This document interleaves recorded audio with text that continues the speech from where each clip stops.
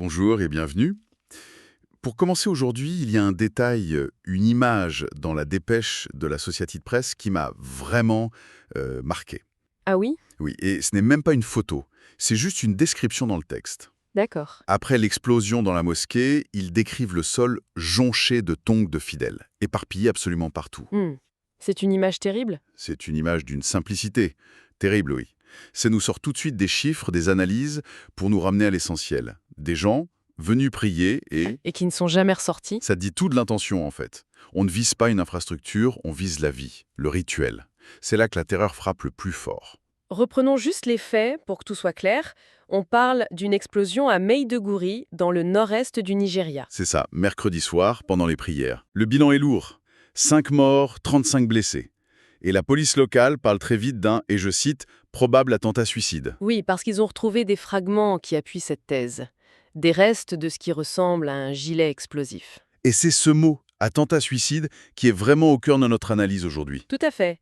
Ce n'est pas juste un détail technique, c'est la clé, l'indice qui nous permet de décrypter la situation. Exactement. Parce que ça pose une sorte d'énigme. L'article précise bien qu'il n'y a pas eu de revendication. Pas pour l'instant, non. Mais dès qu'on entend attentat suicide dans cette région, un nom vient à l'esprit, Boko Haram. Sauf que, et c'est là que ça devient intéressant, Mhm. l'article nous dit que cette tactique, qui était leur grande signature, était devenue de plus en plus rare ces dernières années. Alors, que se passe-t-il? C'est toute la question. Vous mettez le doigt sur la contradiction.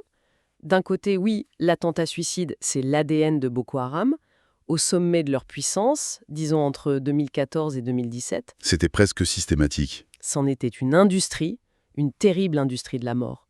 Ils utilisaient des femmes, des enfants. C'est ce qui a gravé leur nom dans la conscience collective.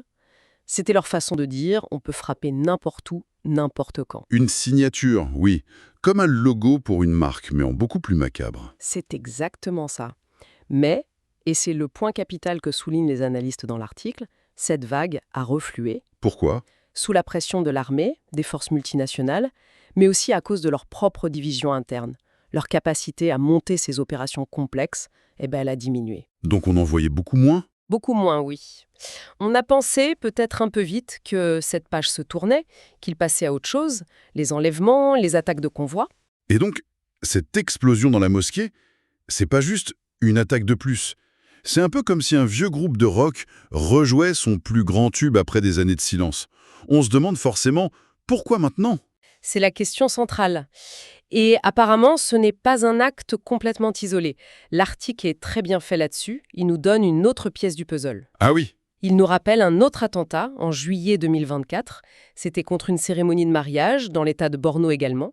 Et c'était un attentat suicide en 3 vagues. en 3 vagues, c'est logistiquement complexe.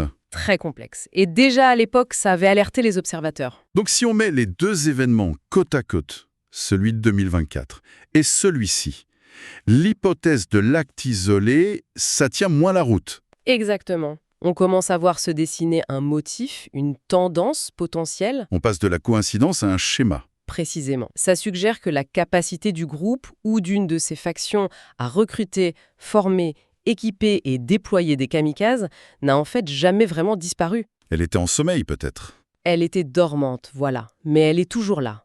Et quelqu'un, quelque part, a décidé de la réactiver. Cet attentat n'est peut-être pas une fin en soi, c'est peut-être un message. C'est glaçant.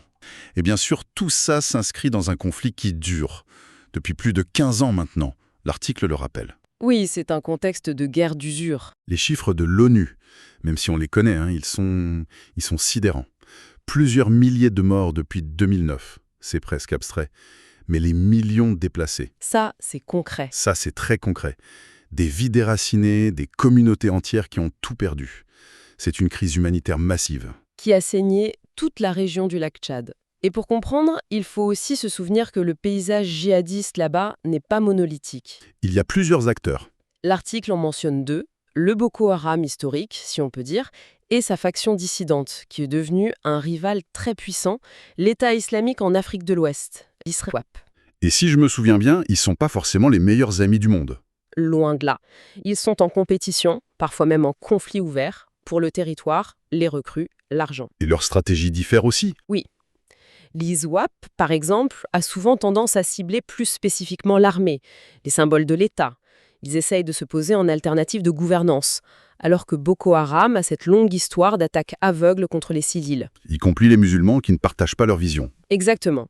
Ce qui rend l'attaque d'une mosquée particulièrement significative. Si on suit cette logique, ça ressemble donc plus à du Boko Haram classique, non? C'est une hypothèse très plausible. Frapper un lieu de culte musulman, c'est une manière de dire « ceux qui ne sont pas avec nous sont contre nous ». C'est une tactique de la terre brûlée sur le plan idéologique. Et on en revient à ce qu'on appelle les cibles molles. Oui, les cibles civiles, sans défense. L'objectif n'est pas militaire, il est psychologique. Et ça nous ramène à notre image du début. Les tongs par terre. C'est l'incarnation de la cible molle. Des gens en prière, on peut difficilement être plus vulnérable. Absolument. Frapper à ce moment-là, c'est envoyer un message terrible. Même dans l'endroit le plus sacré, le plus intime, vous n'êtes pas en sécurité. C'est ça le but. C'est exactement ça. Transformer un lieu de refuge en scène de crime. Le but est de briser la confiance, de créer une psychose permanente. Et d'un point de vue stratégique, C'est aussi une démonstration de force à faible coût. Je veux dire, organiser un attentat suicide, ça demande de la préparation, bien sûr, mais c'est moins risqué pour l'organisation que de monter un assaut contre une base militaire. mais l'impact psychologique est démultiplié. Exactement. Un kamikaze à Maidougouri, qui est quand même un grand centre administratif, le QG de l'armée dans la région, c'est un rappel brutal que ces groupes gardent une capacité de nuisance au cœur même du dispositif de sécurité. Donc, si on rassemble toutes les pièces du puzzle, on a une attaque, un attentat suicide probable, le suspect numéro 1, par le mode opératoire, c'est Boko Haram. C'est la piste la plus sérieuse. Mais la vraie information, c'est que ce n'est peut-être pas une simple répétition, ça pourrait être le signe d'un changement de stratégie. Le retour délibéré à une tactique qu'on croyait en déclin. C'est la lecture la plus pertinente, oui. Le conflit n'est pas en train de s'éteindre, il change de visage. Cet article, finalement, agit comme un sismographe. C'est une très bonne image. Il enregistre une secousse, l'attentat, mais ce qui compte, c'est ce que ça nous dit sur les plaques tectoniques en dessous. On identifie cette tendance potentielle et ça nous oblige à nous poser des questions. Est-ce que les forces de sécurité sont prêtes à ça? Voilà. Qu'est-ce que ça veut dire pour les civils qui pensaient peut-être que le pire de cette menace-là était derrière eux? On voit bien comment un seul fait, quand on le décortique, peut éclairer toute une situation. C'est tout l'intérêt de ce genre d'analyse. Tout à fait. Et pour finir, pour laisser une dernière piste de réflexion. L'article répond assez bien au comment, l'attentat suicide. Il donne des indices sur le qui probable, Boko Haram, mais il y a une question fondamentale à laquelle il ne peut pas répondre. Une question qui reste en suspens. C'est le « pourquoi maintenant ?» La fameuse question à $1 million. Exactement. Et c'est là-dessus qu'il faut réfléchir. Si on assiste bien au retour de cette tactique, qu'est-ce qui peut motiver un tel changement? Est-ce que le groupe est affaibli et joue une de ses dernières cartes pour prouver qu'il existe encore? Une sorte de coup de poker sanglant pour rester pertinent face à son rival, l'ISWAP. C'est une possibilité. Ou est-ce que, au contraire, c'est un signe de force renouvelée? Ont-ils trouvé de nouvelles recrues, de nouvelles filières qui leur permettent de relancer leur ancienne méthode?